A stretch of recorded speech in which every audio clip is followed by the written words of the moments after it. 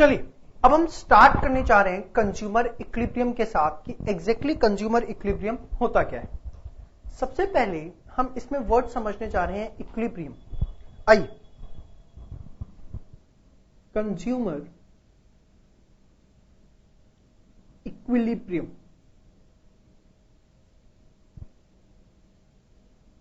सबसे पहले हमें समझना है कि इक्विलिब्रियम का मतलब क्या होता है।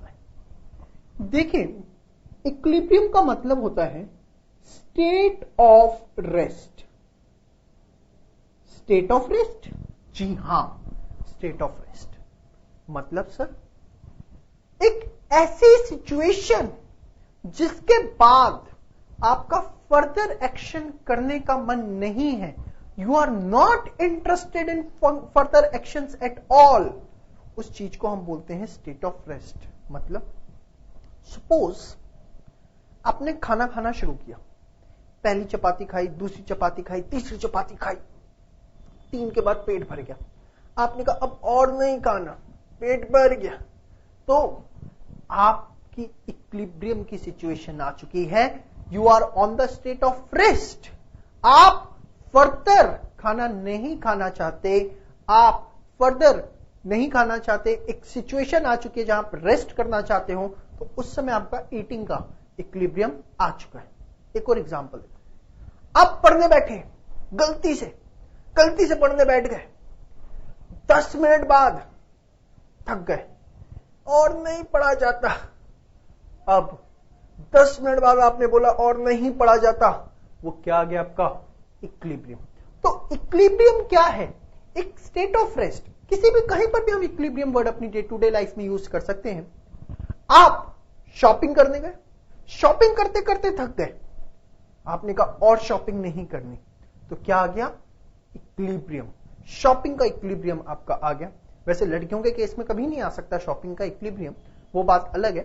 बट चलिए एक और एग्जांपल, टीवी आप देख रहे हैं, टीवी देखते देखते थक गए, आपका और टीवी देखने का मन नहीं है, क्या आ चुका स्टेट ऑफ रेस्ट। तो इक्विलिब्रियम क्या होता है? स्टेट ऑफ रेस्ट, एक ऐसी सिचुएशन जहां आप रेस्ट करना चाहते हो, जहां फर्दर एक्शन करने में इंटरेस्टेड नहीं हो।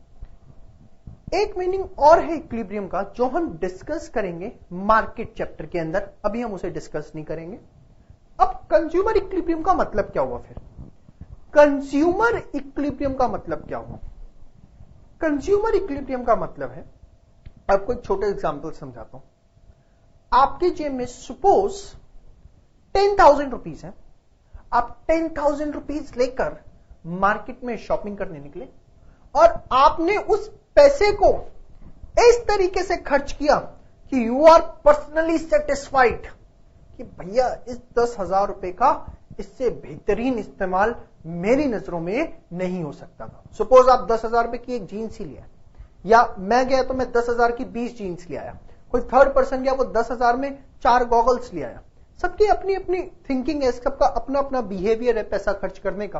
अब जिसने भी जिस तरीके से पैसा खर्च किया और उस पैसे को खर्च करने के बाद वो सेटिस्फाइड है कि भैया इस पैसे का इससे बढ़िया इस्तेमाल नहीं हो सकता था। दूसरे क्या बोलते हैं, फर्क नहीं पड़ता, आप घर गए आपको गालियां पड़ी कि 10,000 का एक जीन्स लेके आए हो तुम, बस वो फर्क नहीं पड़ता। इफ यू आर सेटिस्फाइड कि इसका इससे बेस्ट यूटिलाइजेशन नहीं हो सकता था, तो I will say that consumer is in equilibrium. तो कंज्यूमर इक्विलिब्रियम की डेफिनेशन क्या हुई, जो हम लेटर ऑन और अच्छे से डिस्कस करेंगे। When the consumer spends all of his money income on different goods in such a manner that he is satisfied, then it is known as that consumer is in equilibrium. जब customer अपनी money income को different goods पर इस तरीके से खर्च करता है कि वो खुद उससे सेटिस्फाइड है, तो हम बोलते हैं कंज्यूमर इक्विलिब्रियम में। ठीक है जी, क्या डेफिनेशन हुई? When consumer spends all of his money income on different goods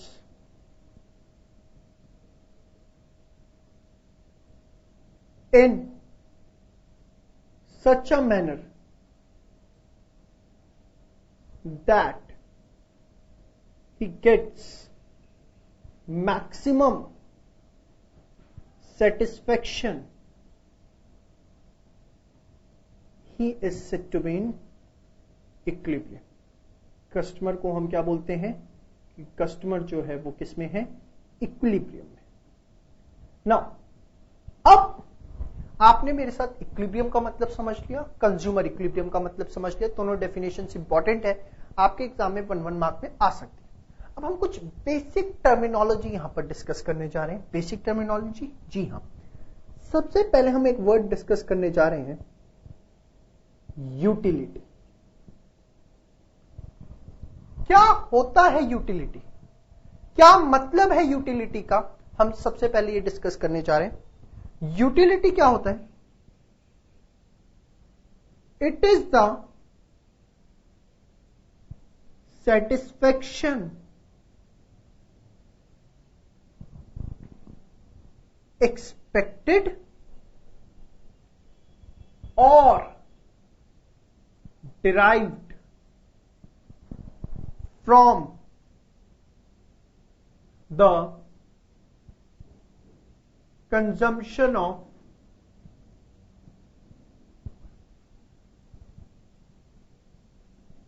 commodity. It is the satisfaction expected or derived from the consumption of commodity. क्या है ये? देखिए, वैसे तो सिंपल वर्ड्स में हम बोलते हैं कि यूटिलिटी इज सेटिस्फैक्शन। आप कोई भी चीज कंज्यूम कर रहे हैं, उस कंज्यूम करने से जो भी आपको सेटिस्फैक्शन मिली वो हमने कह दिया कि वो यूटिलिटी। बट इसको थोड़े से टेक्निकल वर्ड्स में समझने के लिए हमें और इसे एनालाइज करना पड़ेगा। तो द सेटिस्फैक्शन मैंने लिखा है एक्सपेक्टेड और derived. Now what is this expected और डिराइव्ड? सपोज इमरान हाशमी की एक मूवी रिलीज हुई, मैं उसका बहुत बड़ा fan, first day first show देखना है, पहुंच गया लाइन में टिकट लेने के लिए। 300 रुपए का टिकट 1000 रुपए का मिल रहा है। मैंने कहा भाई मुझे दे दे फटाफट, मुझे फर्स्ट डे फर्स्ट शो देखना है। मैं 300 रुपए के टिकट के लिए 1000 रुपए देने के लिए तैयार हूं, क्योंकि मेरी एक्सपेक्टेड सेटिस्फेक्शन क्या है कि उस मूवी को देख के मुझे 1000 रुपए की सेटिस्फेक्शन मिल जाएगी। अभी मैंने मूवी देखी नहीं है, मैं 1000 रुपए पे करने के लिए तैयार हूं। और क्यों पे करने के लिए तैयार हूं? Because this is my expected satisfaction कि उस मूवी से मुझे 1000 रुपए की सेटिस्फेक्शन मिल जाएगी। मूवी देखी, बाहर रोता हुआ निकला, ए भगवान क्या घटिया मूवी बनाई है इसने, इससे अच्छी मूवी तो सलमान खान की होती है। मजाक कर रहा हूं। तो बेसिकली मूवी देखने के बाद मैंने कहा रत्ता मूवी है, बिल्कुल पसंद नहीं आई, 100 रुपए की पिक्चर नहीं है। This is my derived satisfaction, this is my actual satisfaction. So when we are talking about the satisfaction, satisfaction दो तरह की होती है, एक्सपेक्टेड जो आप सोच रहे हो, डिराइव्ड जो आपको एक्चुअल सेटिस्फेक्शन मिलती है from the consumption of commodity. आपने मेरे लेक्चर परचेज किए, आपने लेक्चर परचेज करने से पहले सोचा होगा कुछ कि इससे इतनी सेटिस्फेक्शन मिल जाएगी, जो भी आपने दिमाग में एक माइंड मेकअप किया दैट इज एक्सपेक्टेड। आप लेक्चर्स देख रहे हैं, लेक्चर्स देखने के बाद जो आपको सेटिस्फेक्शन मिल रही है that is the derived satisfaction. So this is what called as utility.